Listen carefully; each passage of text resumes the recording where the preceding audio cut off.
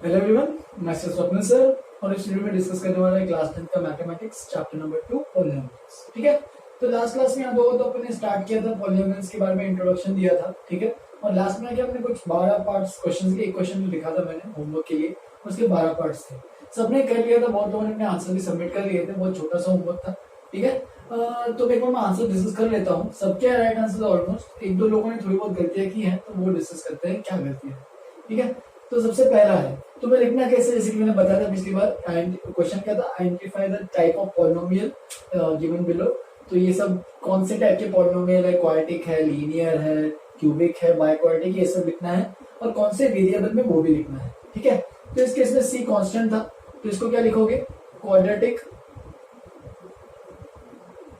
Polynomial, क्योंकि degree 2 है तो क्वाड्रेटिक होगा, क्वाड्रेटिक पॉलिनोमियल। ये तो बताया था मैंने लास्ट क्लास में, इन वेरिएबल एक्स। ठीक है, एक्स वेरिएबल में क्वाड्रेटिक पॉलिनोमियल था। इससे ऐसे सारे आंसर लिख रहा हूं मैं, सब वेरिएबल अभी बस लिखूंगा, और ये क्या है, क्वाड्रेटिक, क्यूबिक, लीनियर जो भी है वो एक बार लिखो। तो यहाँ पे एक क्यूबिक है और वेरिएबल क्या है, y है। यहाँ पे क्या है, लीनियर है, देख सकते हो डिग्री 1 है, और वापस से वेरिएबल क्या है, y। यहाँ पे बाय क्वाड्रेटिक है, 4th पावर है, तो by quadratic, by quadratic in variable z। देखना यहाँ पे z, ध्यान से सबको नोटेशन पता होना चाहिए, मैं z इस तरीके से लिखता हूँ। ठीक है, फिर नेक्स्ट देखोगे तो y स्क्वायर वाई स्क्वायर दिख रहा है, तो क्वाड्रेटिक है, ये डिग्री 2 है, और वेरिएबल क्या है, y। फिर नेक्स्ट में देखोगे तो क्यूबिक आ रहा है, तो क्यूबिक और वेरिएबल क्या है, x। ये सब लिखना मैंने खाली जगह क्यों छोड़ी, क्योंकि ये सब पूरा अच्छे से लिखना है। फिर इसमें देख सकते हो ये भी क्या बनेगा, क्वाड्रेटिक, क्वाड्रेटिक इन p है, वेरिएबल p लिख लेना, सब अच्छे से शॉर्ट फॉर्म में लिख रहा हूँ। फिर यहाँ पे वापस से by quadratic polynomial in variable v। ठीक है, v वेरिएबल है यहाँ पे। फिर यहाँ पे वापस से क्यूबिक, सबके आई गए थे, इसमें कोई डिफिकल्ट वाला काम नहीं है, तो जल्दी से मैं आंसर डिस्कस करके आगे बढ़ेंगे। ठीक है, फिर ये लीनियर है इन वेरिएबल x। ठीक है, फिर यहाँ पे भी लीनियर है। यहाँ पे देखो कोएफिशिएंट जो है, जो भी coefficient of x, x square, x cube जो भी होते हैं, ठीक है, कोएफिशिएंट्स की वैल्यू सारे रियल नंबर पॉसिबल है, रैशनल हो इरैशनल फर्क नहीं पड़ता, सारे पॉसिबल है। यहाँ पे √5z 2√2 देख सकते हैं, वेरिएबल z है। ठीक है, तो इस वेरिएबल z के लिए ये क्या है, लीनियर है। ठीक है, कोएफिशिएंट इरैशनल है, बट उससे कोई फर्क नहीं पड़ना। इसमें थोड़े बहुत लोगों ने गलती की थी कि इसको सीधा क्यूबिक लिख दिया। इसको पहले तो तुम्हें सॉल्व करना पड़ेगा, डिनोमिनेटर में t है, पॉलिनोमियल याद होगा तो पॉलिनोमियल में कभी भी कोई डिनोमिनेटर नहीं आता है। अगर ऐसा कुछ लिखा है T square plus T by ऐसा कुछ लिखा है टी की पावर 1/3, तो देख सकते हो इसको सिंप्लीफाई करोगे तो डिनोमिनेटर में वो टी की पावर 1/3 हटने नहीं वाला, तो ये पॉलिनोमियल नहीं है। इसी तरीके से अगर ये सिंप्लीफाई हो रहा है, चेक करो क्या ये सिंप्लीफाई हो रहा है क्या, हाँ हो रहा है, क्योंकि यहाँ पे सारे जो पावर्स है वो सब इंटीजर्स है, यहाँ पे पावर जो इंटीजर नहीं थे। ठीक है, तो देखो ये टी और टी कैंसिल, माइनस में ये 3t स्क्वायर, तो ये प्लस 3t बचेगा, एंड ये माइनस 4t स्क्वायर। देख सकते हो सिंप्लीफाई होके ये क्या बन रहा है, ये क्वाड्रेटिक बन रहा है। तो बहुत लोगों ने इसमें गलतियां की थी कि क्यूबिक लिख दिया था, जो कि गलत है। न्यूमरेटर के बारे में पूछा नहीं है, पूरा का पूरा पॉलिनोमियल है कि नहीं बताना है, तो पूरा का पूरा पॉलिनोमियल है आफ्टर सिंप्लीफिकेशन। ठीक है, और वो कौन सा पॉलिनोमियल है, तो वो है quadratic polynomial in variable t। इसको अच्छे से एक बार लिख लो। फिर आज नया टॉपिक स्टार्ट करते हैं, जो मैंने बताया था जीरोस ऑफ द पॉलिनोमियल, वो सब स्टार्ट करेंगे। उसके पहले एक छोटा सा टॉपिक है, उसको भी कवर करते हैं। पहले इतना अच्छे से जो भी आंसर है चेक करो, लिख लो, आगे बढ़ते हैं। तो फिर आगे बढ़ते हैं। इसके पहले कि मैं zeros of the polynomial start करूँ, जीरोस या फिर roots of the polynomial start करूँ, तो एक लास्ट एक नोट में एक पॉइंट लिख लो, ये सब क्वेश्चंस करने के बाद, value of the polynomial at any given point. बहुत सिंपल सा टॉपिक है, इसको नोट में तुम लोगों को लिखा के बता रहा हूँ, समझा रहा हूँ क्या चीज है। तो बहुत नाम से क्लियर हो रहा है कि कोई भी पॉलिनोमियल का किसी एक पॉइंट पे उसका वैल्यू निकालना है। ठीक है, तुम सीधा सीधा ये सब वर्ड ही लिख सकते हो अपने समझने के लिए। मैं सीधा एग्जांपल समझाता, बहुत सिंपल सी चीज है, कुछ नहीं। If px is equal to कोई पॉलिनोमियल दिया है, कि कोई पॉलिनोमियल दिया है px, find the value of px at x equal to 0 निकालो। px की वैल्यू निकालनी है, पॉलिनोमियल की वैल्यू निकालनी है एट दीज पॉइंट्स। तो देखो फर्स्ट पार्ट क्या करना है, ये p ऑफ मतलब x की जगह 0 पुट करोगे तो क्या आएगा, p ऑफ 0। तो यहाँ पे भी सब जगह x की जगह 0 पुट करना पड़ेगा। तो देख सकते हो 2 × 0² -0, +1। तो देख सकते हो बाकी सब तो 0 हो रहा है, यानी P of 0 is equal to क्या बन रहा है 1। सिमिलरली सेकंड पार्ट देखो, अगर x की जगह 2 पुट करेंगे तो ये बन जाएगा P ऑफ 2, तो ये बन जाएगा 2 इंटू 2 स्क्वायर, ठीक है, -2 +1। तो देख सकते हो ये 4 2 8, 8 + 1 9 -2 7, तो P ऑफ 2 कितना बन रहा है 7, ठीक है। तो ये सब वैल्यूज निकालने, ये एक्चुअल में क्या है, value of the polynomial at any point if at any given point, ये हेडिंग करके तुम लोग को लिखना है। सिमिलरली P ऑफ -1 भी निकाल सकते हो, होपफुली सबको आइडिया आ गया हो कि करना क्या है। 2 इंटू -1 का होल स्क्वायर माइनस ऑफ -1 +1, देखो ये बन जाएगा 2 +1 बेसिकली कितना, सीधा यहाँ से लिख दो 2 +1 +1 4, P of -1 is equal to 4। Similarly fourth last part में एक इरेशनल वैल्यू भी अपन पुट कर सकते हैं, x की जगह √2 पुट करो तो P ऑफ √2 क्या बन जाएगा 2 इंटू √2 का होल स्क्वायर माइनस √2 +1, तो देख सकते हो √2 का होल स्क्वायर 2 रहेगा, 2 2 4 4 + 1 5, तो देख सकते हो ये बन जाएगा P of √2 is equal to, ये बन रहा है 5 माइनस ऑफ √2। तो इस तरीके से सारे वैल्यूज पुट कर सकते हो। अब चलो डेफिनेशन देख भी लो, if Px is a polynomial in variable x में वेरिएबल है and alpha is a real number, is any real number, कोई भी रियल नंबर है alpha, then the value obtained by putting x equal to alpha in Px, मतलब जो भी value है x equal to alpha वाली, अगर x की जगह अल्फा पुट करोगे इस पॉलिनोमियल Px में, तो मुझे जो वैल्यू मिलेगी उस वैल्यू को बोलते हैं value of the polynomial Px at the point x equal to alpha. इसको यहाँ पे ऐसे लिख सकते हो, that is P of alpha. तो P ऑफ अल्फा का मतलब है value of the polynomial at alpha, ठीक है। तो इसको अच्छे से एक बार नोटबुक में लिख लो, फिर अभी स्टार्ट करते हैं zeros of the polynomial. Next point, next topic है इस चैप्टर का, तो पहले इसको लिखो अच्छे से। चलो फिर आज का नेक्स्ट टॉपिक, नया टॉपिक स्टार्ट करते हैं, जो कि zeros of the polynomial and geometric mean, ठीक है।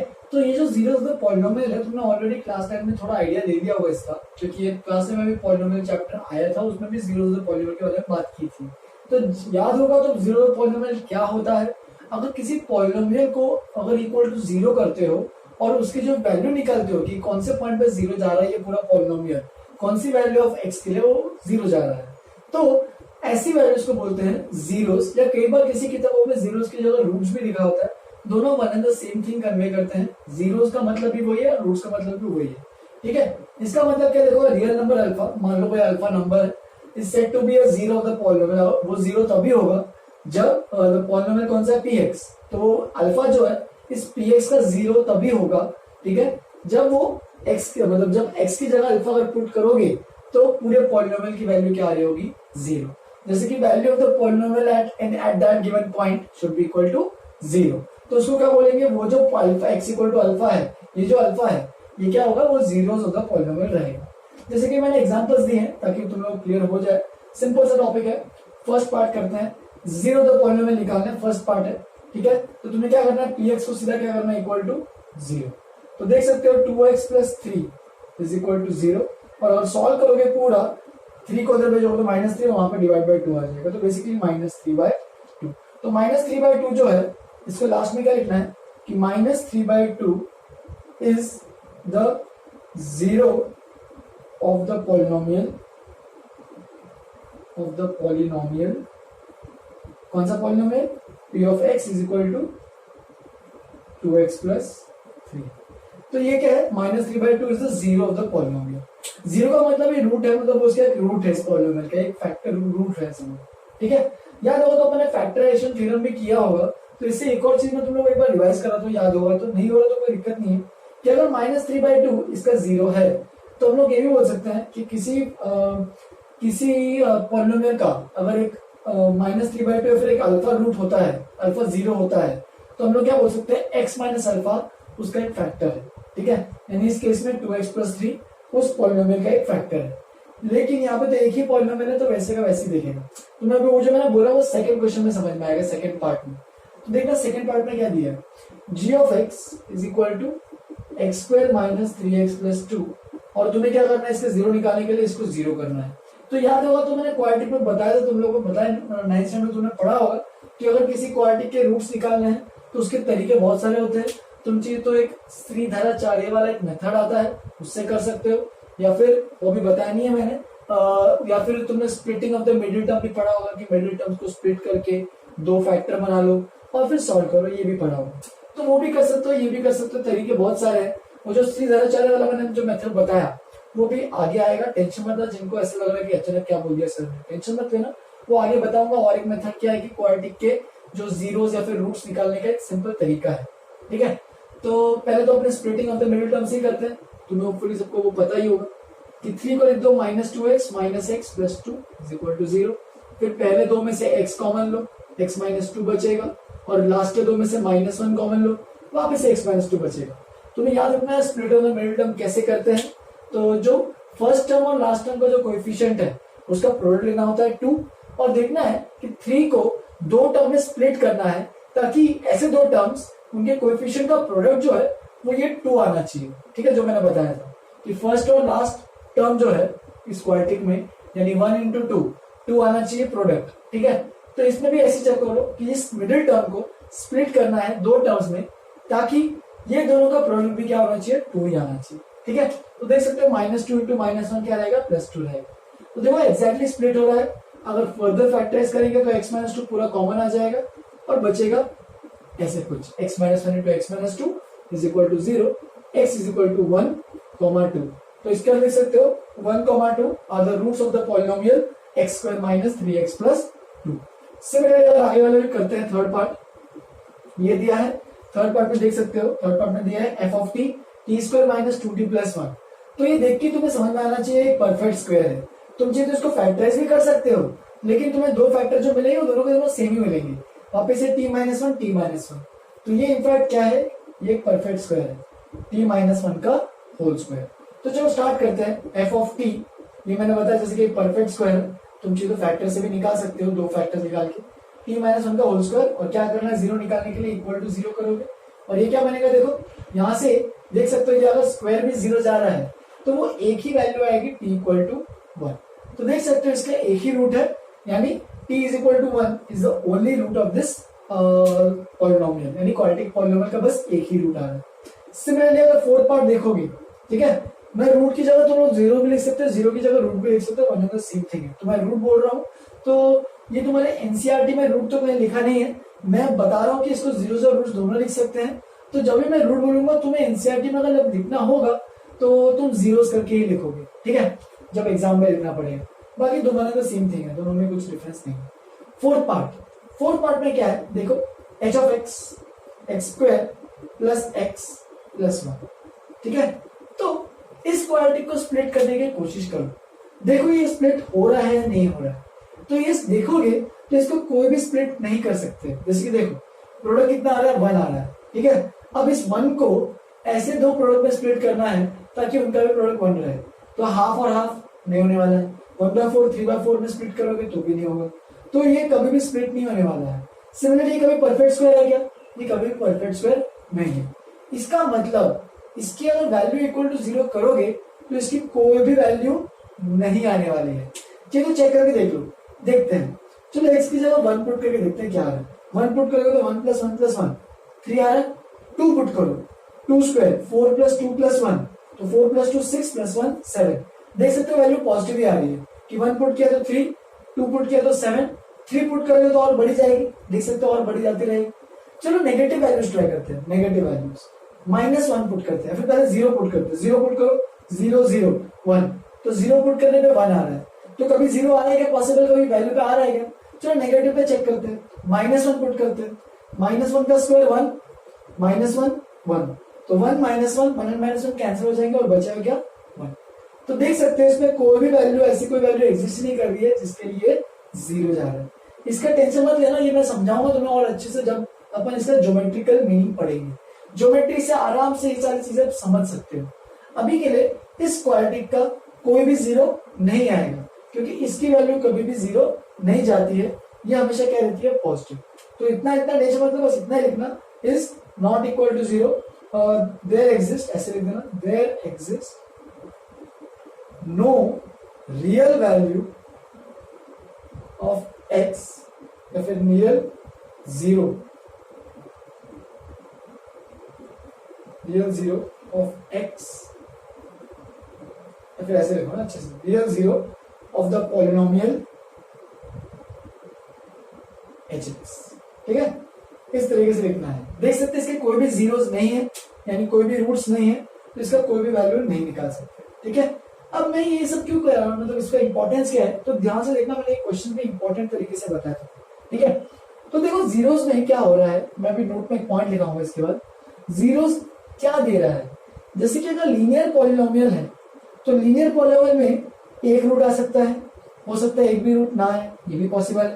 ठीक है, क्वाड्रेटिक देखते हैं, ये जो सेकंड, थर्ड और फोर्थ पार्ट है ये क्वाड्रेटिक पॉलिनोमियल है। देखो ये भी क्वाड्रेटिक है, ये भी क्वाड्रेटिक है और ये भी क्वाड्रेटिक है, तीनों क्वाड्रेटिक पॉलिनोमियल्स है और तीनों के कितने कितने रूट्स है चेक करते हैं। सेकंड पार्ट में दो रूट्स है, 1 और 2। ठीक है, क्वाड्रेटिक पॉलिनोमियल्स है लेकिन दो रूट्स है। थर्ड पार्ट में एक ही रूट आया, देख सकते हो, और फोर्थ पार्ट में एक भी रूट नहीं आया। तो यहां से तुम एक पॉइंट याद कर सकते हो, फिर लिख भी सकते हो कि जो भी पॉलिनोमियल की डिग्री रहेगी, जो भी, जैसे क्वाड्रेटिक है कि डिग्री क्या होती है, क्वाड्रेटिक की 2, क्यूबिक की डिग्री क्या होती है 3। ठीक है, तो जो भी क्वाड्रेटिक की डिग्री, सपोज क्वाड्रेटिक पॉलिनोमियल है, तो अगर क्वाड्रेटिक पॉलिनोमियल की बात की जाए तो उसके जो पावर है उतने ही नंबर ऑफ उसके जीरोस रहेंगे मैक्सिमम, उससे कम भी हो सकते हैं लेकिन उससे ज्यादा कभी नहीं होंगे। जैसे कि क्वाड्रेटिक है, यहाँ पे देखो क्वाड्रेटिक के मैक्सिमम 2 हो सकते हैं क्योंकि उसकी पावर कितनी है, देखो 2। तो अगर कोई भी पॉलिनोमियल की डिग्री n है तो उस पॉलिनोमियल के उस n से ज्यादा रूट्स नहीं हो सकते। तो मैं यहाँ पे एक पॉइंट लिखाता हूँ, क्वाड्रेटिक के लिए लिखाता हूँ, बाकी सबके लिए बाय डिफॉल्ट समझ में आ जाना चाहिए। Quadratic polynomial will always have at most का मतलब ज्यादा से ज्यादा, उसके ऊपर नहीं आ सकता, at most 2 real zeros and not more than that, या फिर at most लिखा तो खत्म ही खेल होगा। तो quadratic polynomial will always have at most 2 real zeros। At most यहाँ पे अंडरलाइन कर लेना, क्योंकि इसका मतलब क्या, मैक्सिमम 2 ही हो सकता है, उसके ऊपर नहीं हो सकता। जैसे कि क्वाड्रेटिक है, क्वाड्रेटिक के 3 रूट्स नहीं हो सकते, 3 जीरोस नहीं हो सकते। ठीक है, लीनियर है, लीनियर की डिग्री कितनी होती है 1, तो लीनियर के 2 रूट्स नहीं हो सकते, 2 जीरोस नहीं हो सकते। क्यूबिक के 4 नहीं हो सकते, क्यूबिक के मैक्सिमम 3 होंगे, 3 से कम भी हो सकते हैं डिपेंडिंग ऑन अलग अलग जो क्वेश्चन होते हैं अलग अलग चीजों के लिए। ठीक है, तो ये तुम्हें इंपॉर्टेंट लिखना है। तुम चलो इसके आगे अलग पॉइंट पे लिख सकते हो कि cubic polynomial will always have at most 3 real zeros, तो ये सब चीजें लिख सकते हो। तो इसको एक बार लिखो अच्छे से, फिर एक नेक्स्ट चीज बताऊंगा, पहले इतना अच्छे से लिखो। तो फिर जितना अपन ने पढ़ा है उसके ऊपर मैं कुछ क्वेश्चन दिए हैं, 4 क्वेश्चन है, तो तुम लोग कोशिश करो कि फटाफट ये 4 क्वेश्चन यहाँ पे पॉज करके कोशिश करो पूरा सॉल्व करो। अभी स्टार्ट करेंगे। ठीक है, तो फिर स्टार्ट करते हैं फर्स्ट क्वेश्चन से। ठीक है, तो fx is equal to ax plus b, then find the zero of f of x। तो बहुत सिंपल सी चीज है कि zero of f of x निकालना, तो f of x को 0 करो। ठीक है, और फिर क्या बोलो कि f of x कितना है, ax plus b है, और यहाँ पे a और b कॉन्स्टेंट्स है, तो x की वैल्यू निकालनी है, तो ax is equal to a बन जाएगा माइनस बी एंड x बन जाएगा माइनस बी बाई ए।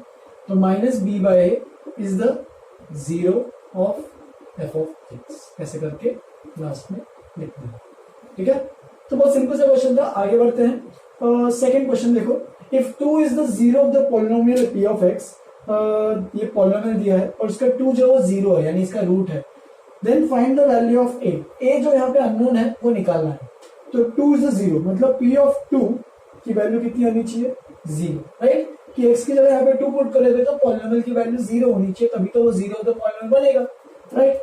तो फिर आगे बढ़ते हैं, x की जगह 2 पुट करो, 4 into 2 का square plus 2 into 2 minus 5a is equal to 0। देख सकते हो नेक्स्ट स्टेप पे लिखे जाते हैं। अभी मैंने क्या किया, ऑन पुटिंग ये सब लिखना है तुम्हें। ठीक है, ये तो मैं इसमें कुछ यहाँ पे स्टेटमेंट्स लिखता नहीं हूँ, क्योंकि मैं एक्सपेक्ट करता हूँ तुम लोग को ये सब तो आता ही होगा कि स्टेटमेंट्स कैसे लिखने हैं। ठीक है, जिनको अभी भी इसमें स्टेटमेंट्स में डाउट है तो एक बार तुम लोग एनसीईआरटी के टेक्स्ट बुक फॉलो कर सकते हो, अपने स्टेटमेंट्स में एकदम मस्त तरीके से दिए रहते हैं, तो उनको अच्छे से पढ़ो, स्टेटमेंट्स अपने मन से लिखा करो। जैसे कि देखो स्टार्ट करोगे ऐसे स्टार्ट करना, as we know the polynomial p of x is equal to this and 2 is the zero of the polynomial, hence we can say that कि p of 2 is equal to 0। Next line में on putting x is equal to, जितना फेंकना फेंको इसमें। ठीक है, NCERT में ये होता है। ठीक है, लेकिन ये अभी 10 तक ही रहेगा, आगे जाके तुम्हारा पूरा पढ़ने का तरीका चेंज हो जाएगा, क्योंकि आगे जाके पूरी कहानी ऑब्जेक्टिव होने वाली है, राइट। तो अभी के लिए बस तुम्हें लिखना आना चाहिए अच्छे से कि on putting x equal to 2, ये सब पुट करना लिखना आना चाहिए। ठीक है, चलो मैथमेटिकली तो सबको होना ही चाहिए। 2 का square 4, 4 4 16, 16 plus 2 2 4 minus 5 is equal to 0। तो देख सकते हो 20 माइनस 5 को उधर भेज रहा हूँ, 5 है, ठीक है।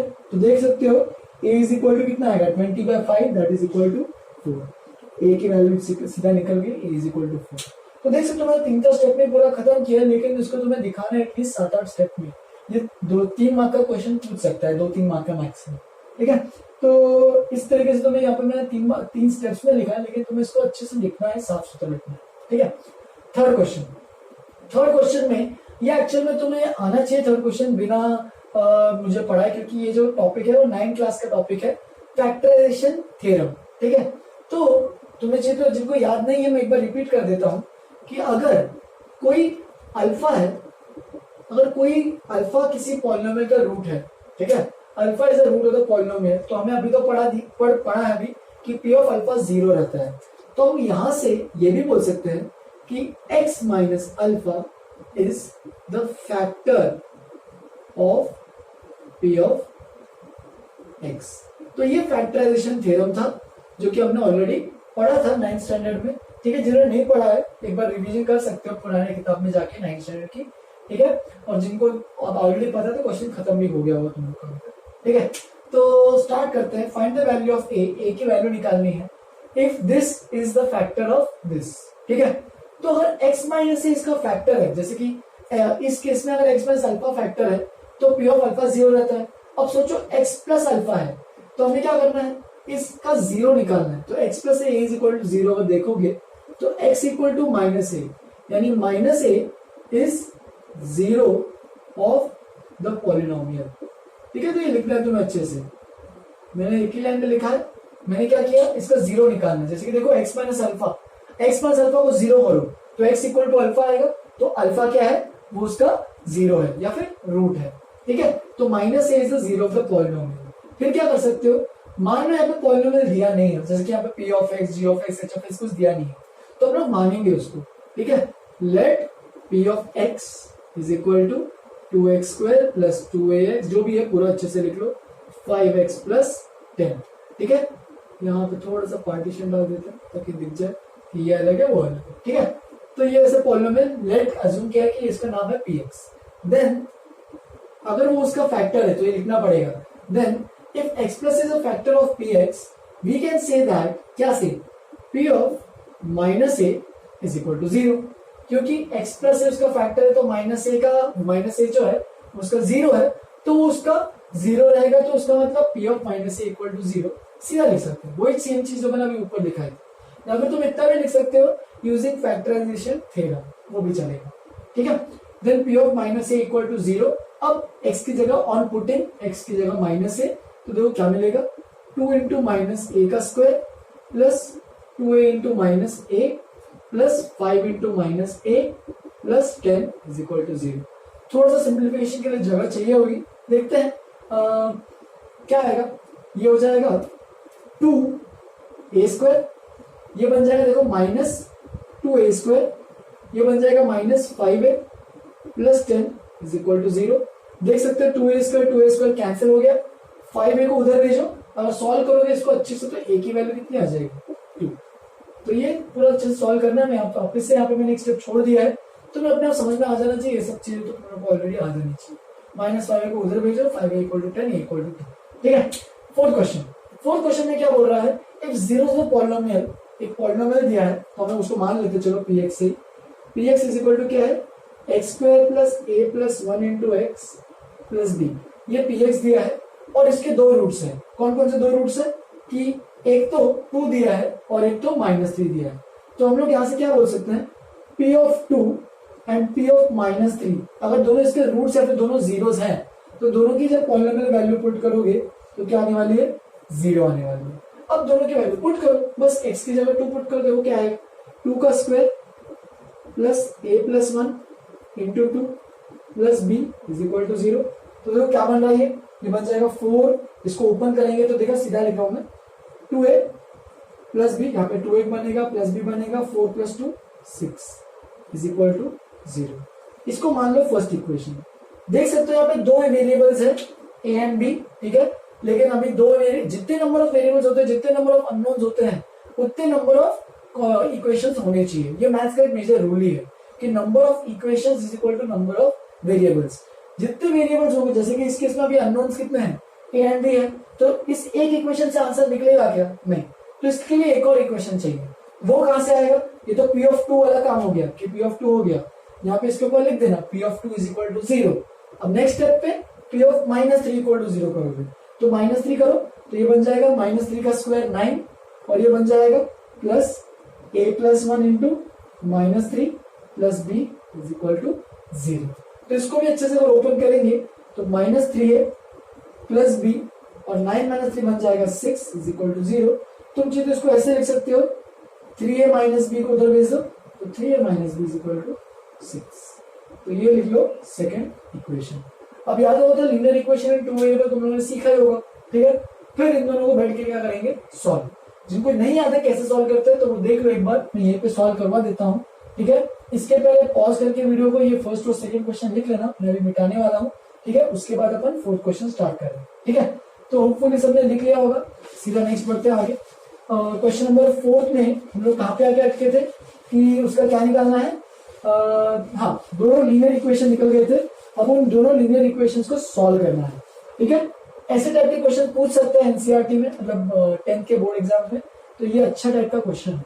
तो देखो अभी 2a plus B plus 6 is equal to, फिर इसको ऐसे लिख दो 2a plus B is equal to -6, और नेक्स्ट इक्वेशन क्या है 3a minus B is equal to 6।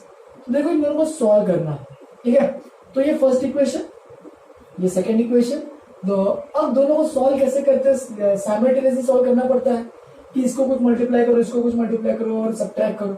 क्यों मल्टीप्लाई करो? क्योंकि मुझे एक वेरिएबल इसमें से हटाना है, देख सकते हो, लेकिन मल्टीप्लाई करने की कोई जरूरत ही नहीं है, प्लस बी और माइनस बी है, तो सीधा लिख देना अच्छे से, ऑन एडिंग इक्वेशंस 1 and 2, क्योंकि B and minus B add करने पे कैंसिल हो जाएगा, तो बचेगा क्या, देखो लेफ्ट हैंड साइड में 5a और -6 प्लस 6 क्या बन जाएगा 0।